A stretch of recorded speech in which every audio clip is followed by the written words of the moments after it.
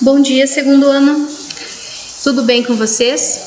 Hoje nós vamos realizar alguns exercícios de fixação referentes aos conteúdos que nós já trabalhamos dentro da primeira geração modernista. Então, nós vimos na aula passada sobre a primeira geração, vimos sobre as revistas, os manifestos que foram produzidos, os autores mais importantes daquele período, vimos a parte da poesia e da prosa no período também, né? Então a gente sabe que esse momento foi uma busca por renovação cultural, né, em relação à postura vivenciada e buscada, né, pelos autores. Estudamos sobre o Macunaíma, né, que é uma obra bem importante escrita por Mário de Andrade, que traz essas raízes do povo brasileiro, traz o conceito de rapsódia, né, que a gente já viu também, que é a expressão que se relaciona à música, à literatura, e também indica que a obra em grande medida foi feita com improviso, né. Então a gente viu tudo isso, certo? Então, a gente vai hoje passar para os exercícios, tá? Para vocês compreenderem melhor, à medida que a gente for resolvendo, eu vou reexplicando os conteúdos. Então, vamos lá. Vocês vão abrir a apostila de vocês lá na página 16. Então, leia o poema de Oswald de Andrade e responda a questão proposta. Anúncio de São Paulo. Antes da chegada, fixam nos offices de bordo um convite impresso em inglês, onde se contam maravilhas da minha cidade. Sometimes called the Chicago of South America. Eu não sei se é assim que lê, porque eu não tenho muita prática no inglês. Situada num planalto 2.700 pés acima do mar e distando 79 quilômetros do Porto de Santos, ela é uma glória da América contemporânea. Glória da América contemporânea, quando ele fala isso. A sua sanidade é perfeita, o clima é brando, se tornou notável pela beleza fora do comum da sua construção e da sua flora.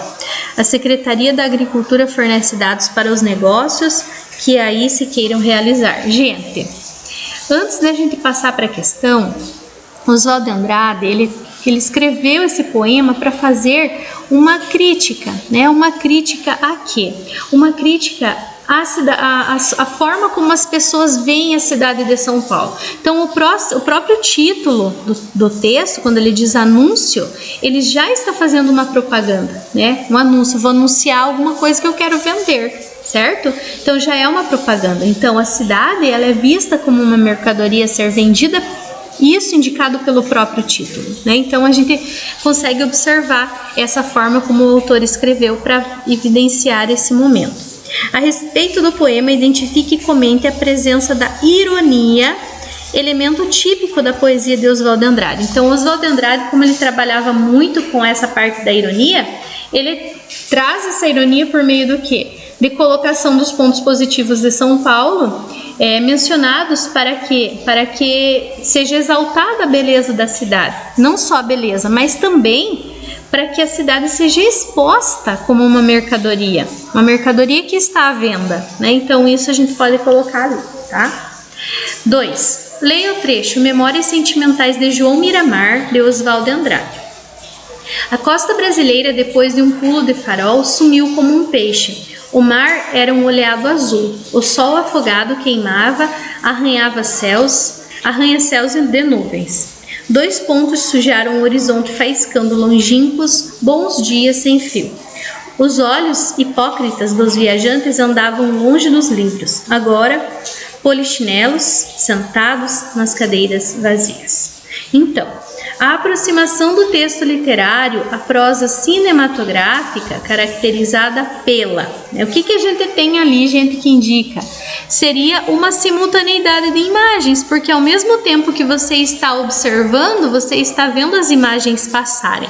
Permitem afirmar que esse fragmento de autoria de Oswald de Andrade se enquadra na estética modernista, né? Então, a gente vê exatamente essa organização, essa simultaneidade de imagens, né? Uma imagem após outra para trazer essa ideia que a gente tem de construção de um cenário, tá? 3. Leia o poema Meditação sobre o Tietê, tá isso? Lá na página 16 também. de Mário de Andrade, publicado pela primeira vez no livro Lira Paulistana. Então, Mário de Andrade, Lira Paulistana, tá? 1945. Água do meu Tietê, onde me queres levar? Rio que entras pela terra e que me afastas do mar. É noite, é tudo noite, debaixo do arco admirável, da ponte das bandeiras o rio. Murmura num benzeiro de água pesada e oleosa. Então, essa palavra ali, oleosa, significa oleosa. Então, como o autor de poemas, ele tem a licença poética. Então, ele acabou usando ali um elemento que não é típico da linguagem culta para poder trabalhar o poema dele. Então, ele diz assim na letra A, indique um elemento formal e outro relacionado ao conteúdo para justificar que se trata de um poema modernista.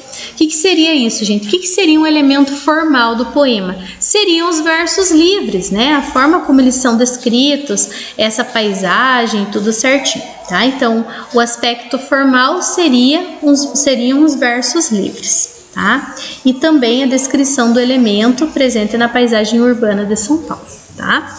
Como você definiria o tom do poema? Seria um tom alegre, um tom melancólico ou um tom épico? Então a gente encaixa isso num tom melancólico. Por quê?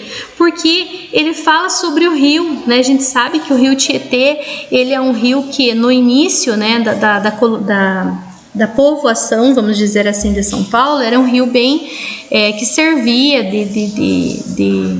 que era importante, né, para as pessoas poderem usar ele para alimentação e para outras coisas e tal. E ele, com o passar do tempo, ele foi ficando poluído, né? E hoje, quando você está chegando em São Paulo, você acaba sentindo aquele cheiro, né, da poluição do rio, né? Então, ele traz esse tom melancólico, né?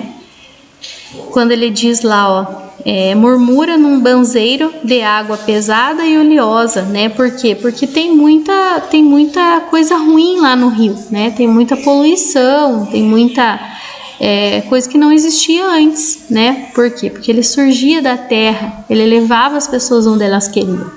Bem marcante esse texto aí. O próximo texto é Vou-me embora para Passárgada. Esse texto, gente, é muito, muito, muito legal. Eu vou ler daqui, vocês vão ler aí da casa de vocês. Vou-me embora para Passárgada. Lá sou amigo do rei. Lá tenho a mulher que eu quero, na cama que escolherei. Vou-me embora para Passárgada. Vou-me embora para Passárgada. Aqui eu não sou feliz. Lá a existência é uma aventura, de tal modo inconsequente que a Joana louca da Espanha, rainha e falsa demente, venha a ser contraparente da nora que nunca vi. E como farei ginástica, andarei de bicicleta, montarei em burro brabo, subirei no pau de sebo, tomarei banhos de mar e quando estiver cansado, deito na beira do rio, mando chamar a mãe d'água para me contar as histórias que no meu tempo de menino Rosa vinha me contar. Vou-me embora para Passárgada. Em Passárgada tem tudo, é outra civilização. Tem um processo seguro de impedir a concepção. Tem telefone automático, tem alcaloide à vontade. Tem prostitutas bonitas para gente namorar. E quando eu estiver mais triste, mas triste de não ter jeito, quando de noite me der vontade de me matar, lá sou amigo do rei. Terei a mulher que quero, na cama que escolherei. Vou-me embora para Passárgada. Então, gente, esse texto é um texto que foi escrito por Manuel Bandeira e ele é um texto bastante famoso, né? Famoso por quê? Porque ele fala desse momento Passárgada como se fosse um lugar prometido, uma terra prometida, um lugar onde ele seria feliz, né? Então, a gente vai ver as questões. Então, ali, gente, na questão A, ele fala: um dos aspectos mais significativos é a criação de imaginários específicos. A partir dos seguintes versos: lá a existência é uma aventura, de tal modo inconsequente. Comente com suas próprias palavras o lugar Passárgada. Esse lugar ocupa na ressignificação da existência do eu. Então, gente, como eu já falei, Passárgada seria o quê? Uma metáfora. Uma metáfora de uma realidade sem limites, um espaço de felicidade, de imaginação, de liberdade, de amor, de ausência de regras.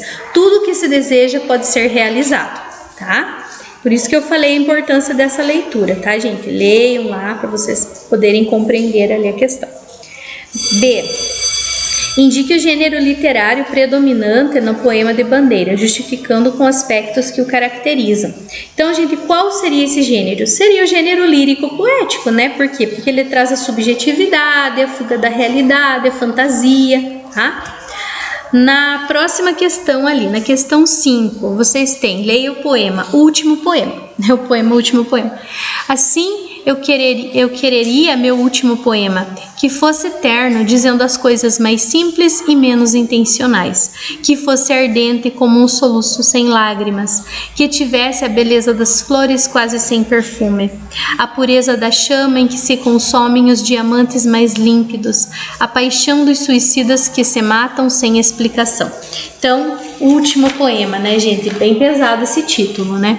Então, marque verdadeiro ou falso sobre o poema de Manuel Bandeira. Então, o poema apresenta como característica o uso do coloquialismo. O que é esse coloquialismo? É uma linguagem diferente, é uma linguagem que foge às regras da linguagem culta. Por quê? Porque era a busca deles, né? A busca da primeira geração era essa, era fazer, terminar com essa ideia que se tinha de uma poesia baseada no parnasianismo, que era o ideal da arte pela arte. Então, o uso do coloquialismo é uma característica que a maioria dos autores da primeira geração utiliza, tá? Então, é verdadeiro.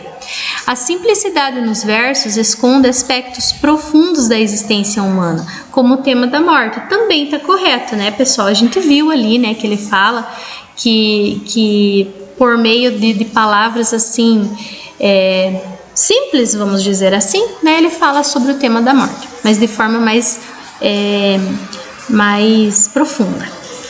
A ironia, uma das marcas mais expressivas de Manuel Bandeira, está presente no poema. Nós não temos ironia no poema, nós temos a simplicidade, nós temos a verdade, mas ironia não. O tema da ausência está presente nos 3 versos finais do poema. Na verdade, ele diz o quê? Quando ele diz que tivesse a beleza das flores quase sem perfume, a pureza da chama em que se consomem os diamantes límpidos, a paixão dos suicidas que se matam sem explicação, né? Ele não, na verdade, não seria bem esse tema ausência, né? Seria o quê? Seria um tema de presença e não de ausência, porque a partir do momento que ele se encontra com alguém, ele acaba mudando a ideia que ele tinha em relação à morte, tá? 6. Uma feita em que deitara numa sombra enquanto esperava os manos pescando. O negrinho do pastoreio, para quem Macunaíma rezava diariamente, se apiedou do Panema e resolveu ajudá-lo. Mandou o passarinho Uirapuru, quando o herói escutou um tatalar inquieto e o passarinho Uirapuru pousou no joelho dele. Macunaíma fez um gesto de caceteação e enxotou o passarinho Uirapuru. Nem bem minuto passado, escutou de novo a bulha e o passarinho pousou na barriga dele. Macunaíma nem se amolou mais. Então o passarinho Uirapuru agarrou cantando com doçura e o herói entendeu tudo que ele cantava. E era que Macunaíma estava desinfeliz, porque perdera um Uiraquitã na praia do rio quando subia no Bacupari. Porém agora cantava o lamento do Irapuru, nunca mais que Macunaíma havia de ser Marupiara. Não, porque um tracajá engolira o Muiraquitã e o muriscador que apanhara a tartaruga tinha vendido a pedra verde para um regatão peruano chamado Venceslau Pietro Pietra. O dono do talismã enriquecera e parava fazendeiro Ebaludo, lá em São Paulo, a cidade macota lambida pelo Igarapé Tietê. Gente, então vejam, esse é um trecho da obra Macunaíma. Lembram que eu falei para vocês, quando a gente trabalhou com essa obra, que ela era uma obra bastante importante e que ela trazia aquela ideia, por exemplo, de uma mistura, né, de lendas africanas, de lendas indígenas. Então, gente, qual é o momento da literatura que a gente trabalhou que se encaixa nisso aqui? Seria a modernista, de linha pau-brasil e antropofágica. Então é a letra C. Por quê? Porque ela traz essa mudança, essa linguagem. Lembra que eu comentei com vocês da ponte? Então, a Semana de Arte Moderna foi uma ponte. Então, o modernismo ele fica para o outro lado dessa ponte, né? É uma linguagem nova, diversificada, diferente. Se apropriar de características de outras obras para trazer e formar uma obra sua e própria, né? Então, é a letra C. Aí, gente, nós temos na página 19, né, e 20 questões sobre o autor moçambicano José Craveirinha, né? Então, a gente sabe que quando a gente fala de África, a gente pensa muito também no Brasil, né? Porque eles tiveram o mesmo processo de colonização, né? Chegaram os portugueses, né, e acabaram colonizando os povos. Só que assim, em relação à literatura, nós estamos um pouco adiante deles, né? Por quê? Porque a parte da independência cultural que eles tiveram demorou um pouquinho mais para acontecer. Mas as obras, gente, que nós temos são de uma qualidade, assim, literária espetacular, tá? Então a gente vai ver um pouquinho sobre ela agora. Então, Caringana, Ua Caringana. Esse jeito de contar as nossas coisas, a maneira simples das profecias, Caringana, Ua Caringana, é que faz o poeta sentir-se gente, e nem de outra forma se inventa. O que é propriedade dos poetas nem em plena vida se transforma. A visão do que parece impossível em sonho do que vai ser, Caringana.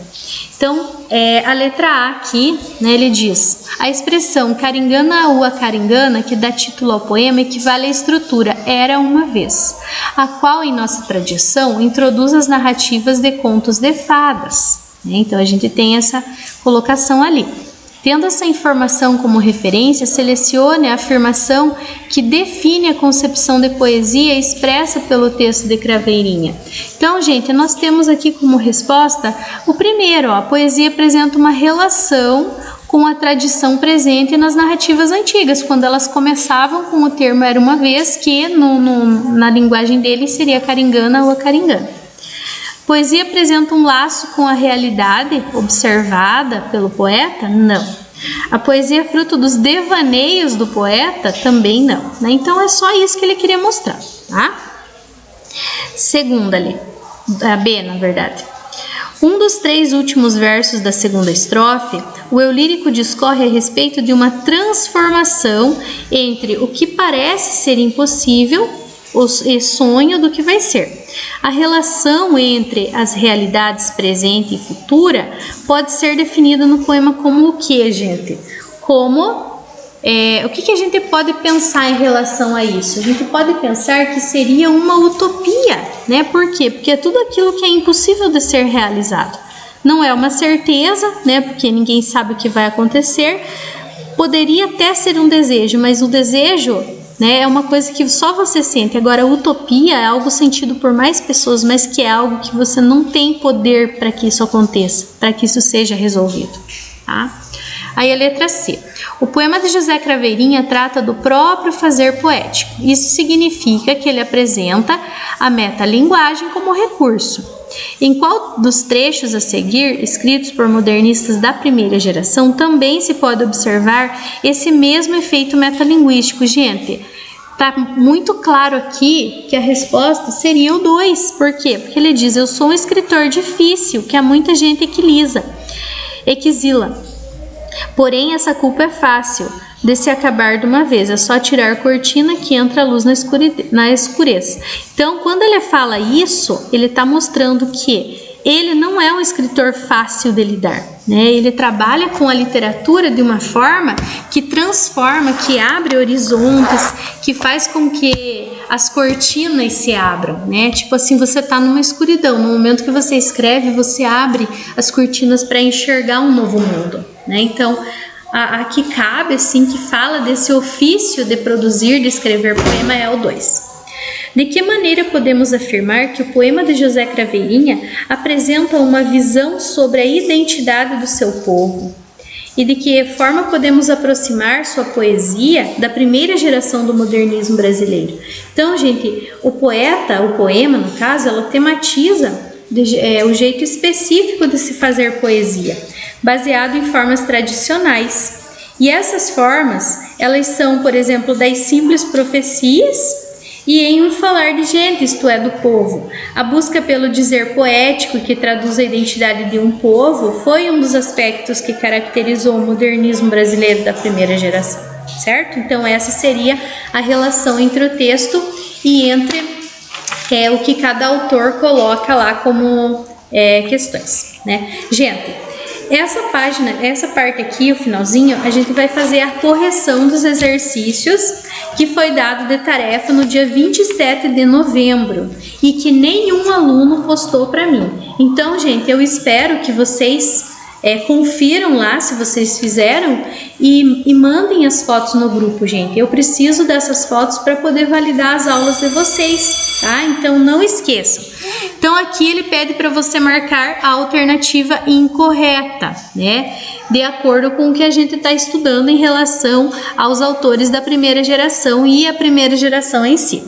Oswald de Andrade, autor do Manifesto Antropófago, em 1928, compôs também o Manifesto da Poesia para o Brasil, que discute concepções da linguagem poética e modernização e cor local. É isso aí, a gente estudou esse conteúdo, então vocês tinham que ter marcado certo nessa. Mário de Andrade dedicou-se à renovação da poesia, da ficção e da poesia, escrevendo também manifestos, prefácios e livros sobre o Brasil, a respeito de variados assuntos. Também está correto. Então, Mário de Andrade ele fez essa renovação vocabular, né? Usando palavras de várias etnias, de várias origens, para poder escrever obras que fossem relacionadas ao Brasil. As propostas do modernismo, receptivas às diferentes linguagens artísticas, pretendem discutir os padrões estéticos e culturais brasileiros. É a ponto que eu falei para vocês, gente, tá? É aquilo que vocês precisam compreender, a diferença, a divisão, a mudança que ocorre, né? O modernismo, embora aberto à linguagem coloquial, não se opôs aos padrões poéticos e narrativos já consagrados desde o romantismo. Então, ele não se opôs, ele se opôs. Então, o erro está aqui no não. Então, essa é a resposta que eu tenho que marcar. Os poetas das diferentes tendências do modernismo contribuíram para a inovação formal e temática da poesia brasileira, que posteriormente se aproximou da canção popular verdadeira, né? A gente fala muito sobre isso, tá? A número 2, né? Vocês fizeram a leitura lá já, né? Então, é um pouquinho sobre o texto Amar, verbo intransitivo, de Mário de Andrade, e pede para você marcar as questões que eram corretas ou incorretas. Então, o primeiro, as passagens em alemão evidenciam a influência que a cultura germânica exerceu sobre a sociedade brasileira desde o início do século XIX. Nós não tivemos essa influência. Foi colocado de uma outra maneira, foi colocado como, por exemplo, uma amostra, né, que no Brasil existiam outras pessoas que falavam outras línguas. A narrativa deixa entrever a preferência de Mário de Andrade pela raça alemã. Também não é isso, né, gente? Porque o Mário de Andrade, ele faz essa mistura, essa mescla, tá? Ele não prefere nenhuma, ele é de todas. A razão de Elsa ser contratada era de ordem de profilaxia, para proteger o menino Carlos das influências mundanas e das suas consequências, como a sífilis, o alcoolismo, o vício, o jogo, a exploração. Essa é correta, né? Então, o pai contratou a Elsa para que ele não fosse buscar mulheres em outros lugares, para que ele se protegesse. Em grandíssimos canalhões, o superlativo formado com a reduplicação da sílaba si e o aumentativo intensificam o mau juízo que o narrador faz do caráter dos europeus. Essa sim está verdadeira, tá? Porque ele dá um valor maior a esse corrompimento, a esse juízo de valor que ele faz em relação aos homens europeus. No romance temos duas formas de narração que se alternam. Uma delas se atém à descrição dos eventos, falas, emoções, pensamentos dos personagens, enquanto a outra, reproduzida no texto entre parênteses, revela opiniões, julgamentos, comentários bastante pessoais emitidos pelo narrador. Também está correta. Então, a 8, a 4 e a 16. Na número 3, vocês tinham esses fragmentos, né, dos textos ali, vocês precisavam fazer a leitura de todos eles para a gente poder responder ali as questões que seguem. Também era de tarefa. né? Então, provavelmente vocês leram. Se vocês não leram, pausem o vídeo e leiam agora, tá? São todos esses textos. Aí no número 3, que tá ali, ó, a identidade de princípios ideológicos entre o poema de Oswald de Andrade e o Manifesto Antropófago, assim como entre o poema de Cassiano Ricardo e o Manifesto Verde Amarelismo. Sim, existem esses princípios ideológicos entre um e outro poema. O modernismo aprofundou que o romantismo tinha iniciado a subversão de gêneros.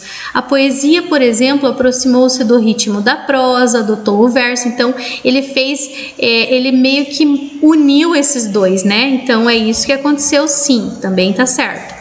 Oswald de Andrade procurou enfocar um Brasil moderno a partir da luta e da absorção de outras culturas. Ó, já falamos sobre isso, né? A antropofagia, verde amarelismo, o pau-brasil, esses manifestos, eles tiveram essa característica. Então, também está correto. Então, todas as afirmativas estão corretas, letra D de dado. Na número 4, que também era tarefa, ele diz assim, ó: a presença da temática indígena em Macunaíma, de Mário de Andrade, tanto participa do que, gente? Do que será? Movimento modernista da antropofagia? Interesse modernista pela arte primitiva? Movimento modernista da antropofagia, vanguarda estética do naturalismo, nada a ver com naturalismo, já vamos eliminar essa questão. Interesse modernista pela arte primitiva. Então, gente, nós sabemos que que o Mário de Andrade, ele teve esse interesse, ele queria buscar uma arte diferente, né, uma arte que fosse voltada para um passado, ou seja, a arte primitiva. Então, nós ficaremos entre as questões B e E.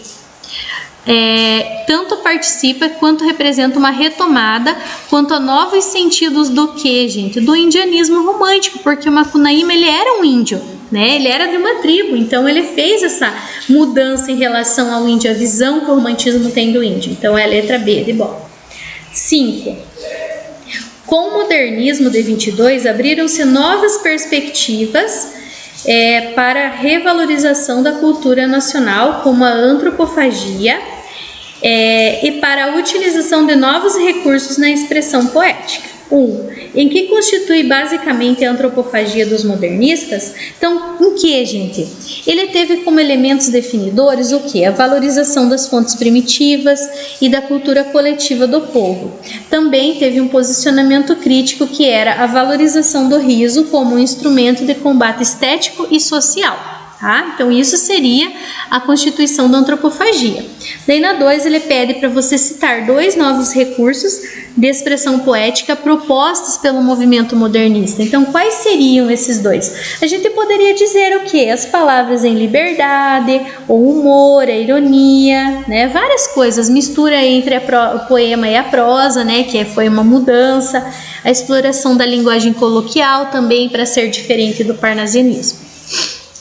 Daí na próxima questão também, que era de tarefa, questão 6, só a antropofagia nos une socialmente, economicamente e filosoficamente.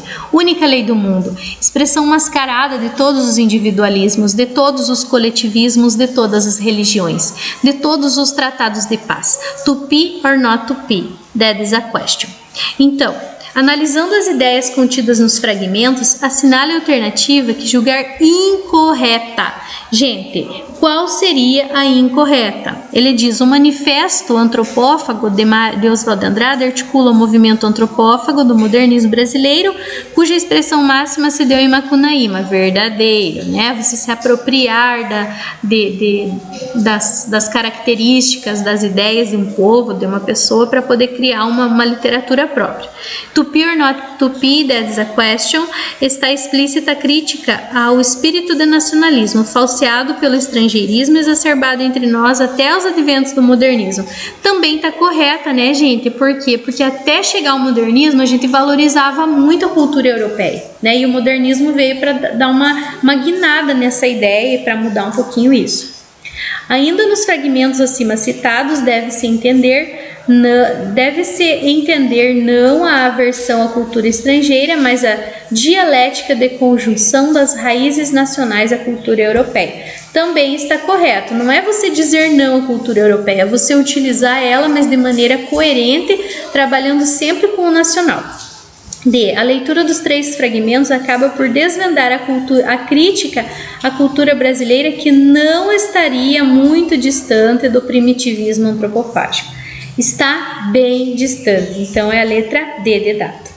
O manifesto propõe a mobilidade cultural advinda da mobilidade do pensamento e dos valores do homem e da sociedade. Também está correto. E a 7, que também era tarefa, é uma da Universidade Federal do Paraná, e ela diz assim, para você observar a tela e com base nos conhecimentos e transformações da arte no Brasil em 1920, correto afirmar. Na atualização da linguagem e a valorização da temática nacional na obra, Tarsila foram características incorporadas à sua leitura de vanguarda artística europeia. Gente, eles utilizavam as vanguardas e a gente tem aqui sim essa leitura de algo novo, de algo diferente. Então essa questão está correta.